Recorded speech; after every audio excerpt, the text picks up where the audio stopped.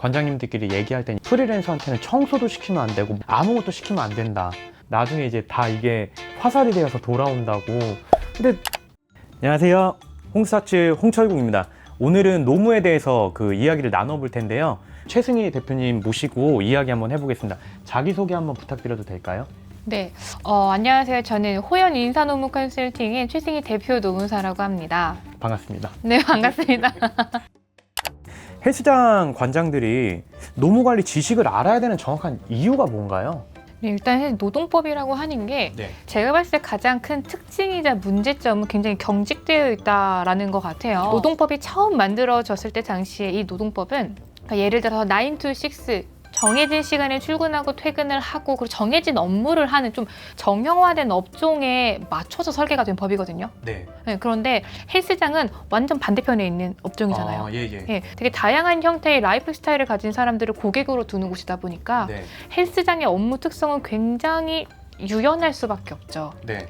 그러면은 우리가 이런 유연한 서비스를 제공을 한다라고 하면은 애초에 거기서 근무를 하는 트레이너분들의 업무도 굉장히 다양할 수밖에 없잖아요. 변동의 폭이 크고.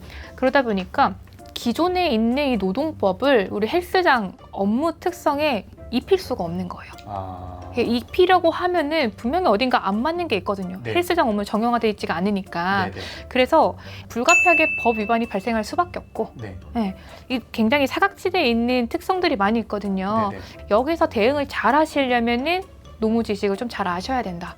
애매하게 알면은 아무것도 대응을 못할 수가 있거든요. 노동법이 제가 경직적이라고 말씀을 드렸는데 그거를 노동법도 알아요. 그래가지고 일부 예외적인 제도들이 있거든요.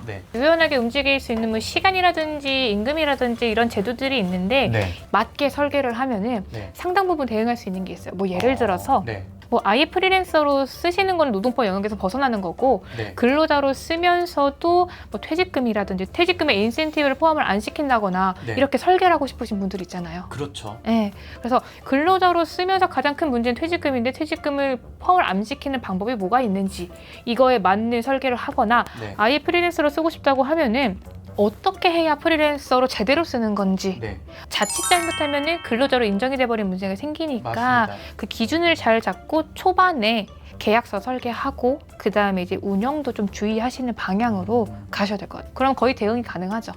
저도 이제 사업 연영이 10년 정도 됐는데 직접 찾아뵙기 전에는 잘 모르겠더라고요. 제가 대충 하더라로 들어봤을 때 업무 지시라는 표현을 쓰면 안 되고 뭐 업무 협의라는 표현을 예를 들어 써야 하며 그 다음에 이게 지시의 형태가 안 되고 뭐 부탁이나 이런 쪽으로는 하면은 좀 괜찮은 거예요? 결론만 말씀을 드리면은 업무 지시라는 말은 덜 쓰셔야 되는 거고 웬만하면 피하는 게 맞다. 그러니까 이게 결국에는 우리가 문제는 우리가 쓰는 이 프리랜서가 그러니까 트레이너가 근로자냐 프리랜서냐 이 두 가지의 문제인데 근로자성을 판단을 하는 판단 기준들이 판례에 따라서 쭉쭉쭉쭉 있어요. 이 각각의 판단 기준에 내가 부합을 하는지 근로자로서의 성격을 갖는지 프리랜서로서의 성격을 갖는지를 결국에는 사실관계 하나를 가지고 판단을 하는데 사실관계에 있어서 남는 거는 증거가 되는 거는 문자라든지 녹음이라든지 업무 뭐 카카오톡에 있는 업무 게시글이라든지 이런 걸 가지고 결국 하나하나 가지고 싸우는 거거든요. 근로자한테는 업무 지시 명령을 할 수가 있죠. 근데 프리랜서는 사장님들이 이것저것 마음대로 시킬 수 있는 사람이 아니라 정해진 업무 예컨대 회원 관리라든지 이런 트레이닝하는 업무만 가지고 있다. 그것만 계약된 거다라고 하면은 그 업무에 대해서 프리랜서인 트레이너가 책임을 지고 수행을 하는 거다 보니까 책임지는 사람은 이 사람인 거거든요. 그러니까 업무를 지시를 하면 안 되는 거죠. 그러니까 회원 관리를 하는 과정에 대해서 뭐 전체적인 큰 틀만 우리가 정해놓는 거고 이거를 프리랜서한테 그냥 맡겨버리는 거거든요. 그래서 이 사람이 알아서 하도록 내버려 두는 게 성격상 프리랜서 계약이에요. 그러다 보니까 지시하지 말아라. 그리고 계약서상에 있는 업무 말고는 시키지 말아라. 이게 돼버리는 거죠. 만약에 서류 작업이라든지 청소라든지 이런 거 시키실 수 있잖아요. 맞아요. 사람이 같이 하는 건데 하실 수도 있는데 그렇게 해버리면은 트레이너 입장에서 봐봐라 나는 원래 프리랜서라고 계약을 체결을 하긴 했는데 나한테 청소도 시키고 지금 페이퍼워크도 굉장히 많이 시키고 있다. 그게 근로자성을 인정을 해버리는 하나의 징표가 돼버리거든요.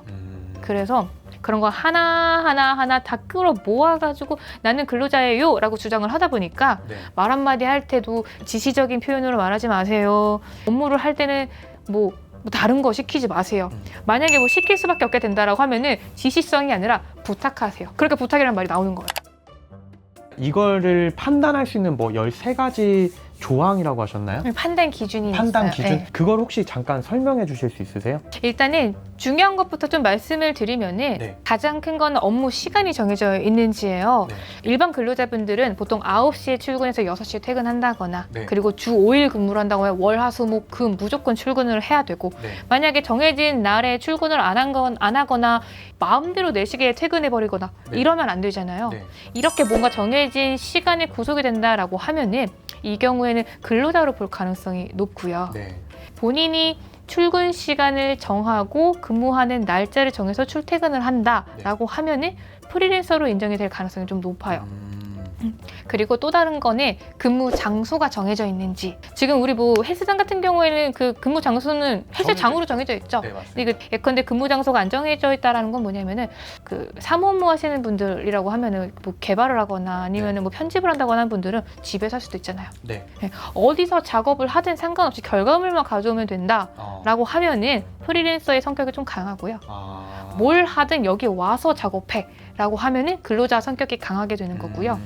그리고 업무를 수행을 할 때 업무의 내용이나 방법을 회사가 정해주면은 네. 근로자로 인정이 될 가능성이 높아요. 회원 관리하는 방법에 있어서도 서류로 정리를 한다라고 할 때 하나하나 순서라든지 방식이라든지 하나하나 다 뭔가 이제 컨트롤한다. 네. 이러면은 근로자로 인정이 될 가능성이 높죠. 이 업무, 이 회원 관리는 당신이 알아서 하세요. 그럼 이제 좀 프리랜서로 인정이 될 가능성이 높고 그리고 이제 내규의 적용을 받는지. 우리 흔히 회사에서는 취업규칙이라는 이름으로 사규를 정해놓고 있어요. 네, 맞습니다. 직원 수가 10명 이상이면은 취업규칙이 의무거든요. 네. 거기 안에는 뭐 복무규율 그리고 뭐 업무 시간이라든지 다양한 근로조건 이런 것들이 다 정해져 있거든요. 네. 이거를 정해서 받는다라고 하면은 근로자로 인정이 될 수 있고 그런 적용이 안 된다라고 하면은 프리랜서로 인정이 되는 거고 이게 다른 말로 하면은 보통 취업규칙이라는 걸 가지고 있는 곳은 많지 않을 수 있어요. 근데 회사에서 우리 흔히 카카오톡으로 내부 공지를 하실 거예요. 네. 업무 관련된 내부 공지를 하시는데 예컨대 비품 사용을 할 때 이런 거 주의하세요, 저런 거 주의하세요 이런 정도 공동 생활을 하는 사람들의 기준이 아니라 네. 오늘 당신이 쉬려면은 네.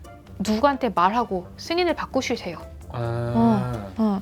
혹은 회원들한테 언제 갑자기 스케줄이 바뀌는 거에 대해서 뭐 신청이 들어온 게 있다라고 하면은 여기에 기록을 해가지고 보고를 그때그때 보고하세요. 이런 식의 업무와 관련된 기준 이런 거에 대한 기준들을 다 정해놓고 들어간다라고 하면은 이거는 내규의 적용을 받는다고 보셔야 되고요. 이런 거 적용 없이 별도로 내용이 없다라고 하면은 프리랜서로 보고 있다 보시면 되고 그리고 또 헬스장에서 많이 활용하시는 건 임금일 거예요. 매달 고정적으로 지급이 되는 임금이 있다라고 하면은 이거는 근로자성을 굉장히 강하게. 근데 고정급이 아니라 인센티브, 변동급 위주로 들어간다라고 하면은 프리랜서의 성격이 강해요. 그러면 에어로빅이나 GX 수업을 하는 뭐 이런 분들은 오전에만 뭐 2-3시간 파트로 뛰잖아요. 그럼 그런 분들은 어쨌든 고정적으로 받아가는 거잖아요. 그럼 그분들도 퇴직금을 예를 들어 줘야 되는 거예요? 지금 제가 앞에 말씀드린 그런 중요하다고 해서 판단 기준들이 있잖아요. 여러 가지 기준들을 종합적으로 고려해서 근로자성이 있냐 아니면은 프리랜서냐라는 걸 판단을 하는 거거든요. 네네. 그래가지고 단순히 임금이 고정급이 있어요 이것만 가지고 무조건 근로자로 인정이 되는 건 아니에요. 네, 그래서 프리랜서로 인정이 되는데 경우에 따라서 고정급이 어느 정도 인정이 되는 경우도 있어요.